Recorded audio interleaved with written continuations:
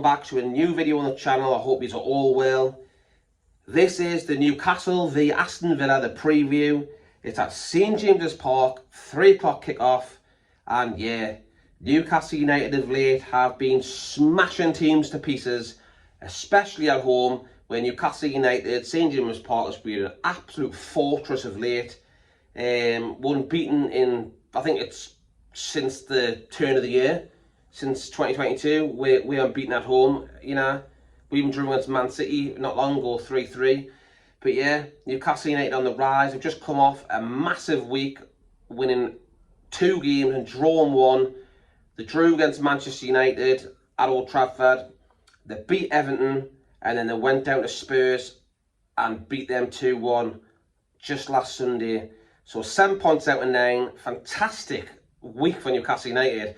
And one thing I loved about it is that Eddie Howe didn't bottle his squad choice. He played his full strength squad in all 3 games. And I respect that, because in the past, we've never done that. We've always rested players here, rested there, and disjointed the back 5, and just not good. You need to keep the unit going, keep them solid so everyone knows what each other's doing. And that's what Eddie Howe's done, and I love it. And if you want to be a big club, you've basically got to play your best team in all the games.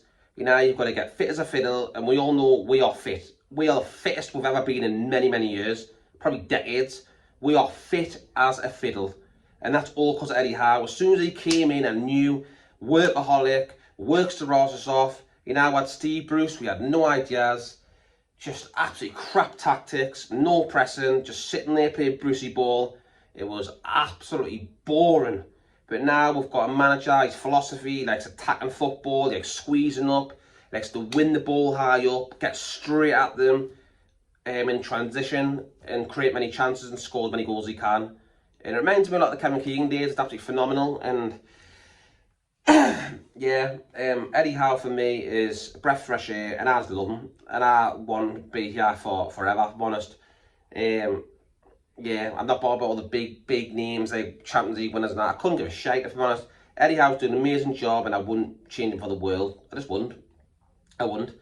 But yeah, Aston Villa, on the other hand, they've just sacked Steven Gerrard, which it's come at a bad time for us because they've just went out and smashed Brentford 4-0.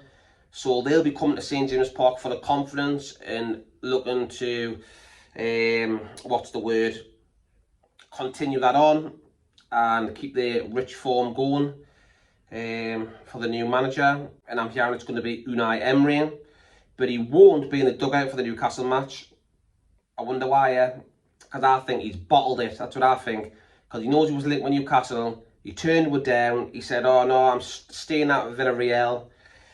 He's committed to the club. He loves the chairman and all this and blah, blah, blah. But he's just ripped up his contract and went to Villa. So I don't know what went on there. But to be honest, that's past stuff. I'm happy with Eddie Howe. Newcastle United are going places, and it'll be a very hard game. I truly believe that, because they've got some good players. You know, very, very good players. They're that Bailey, the Jamaican one, the winger. He's decent, he's rapid. You know, they've got that McGinn, the Scottish midfielder.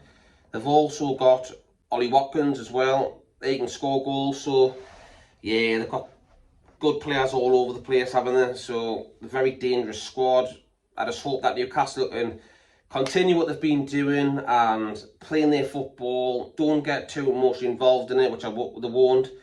I just believe that Newcastle United will do their own stuff. They'll play like they've done all season and keep possession, create chances. Fantastic, yeah.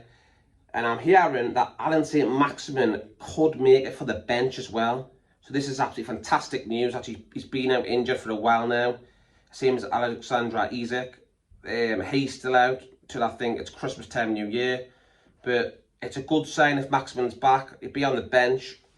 The players for Newcastle who have came in have really stepped up, like Fraser, Murphy, Almiron is just out of his skin. Like, he's got 5 goals in 5 now. I think he's got 6 for the season. He's having the season of his life. You know, he came to Newcastle. He was a proper flop. I was thinking, yeah, when you get rid of this kid, he worked his arse off in defence and that, but going forward, he used to like run at one person and then he'd stop. he'd look and he passed the ball backwards or sideways. And it's like, go on there, just get in that box and take someone on. And now he's doing that.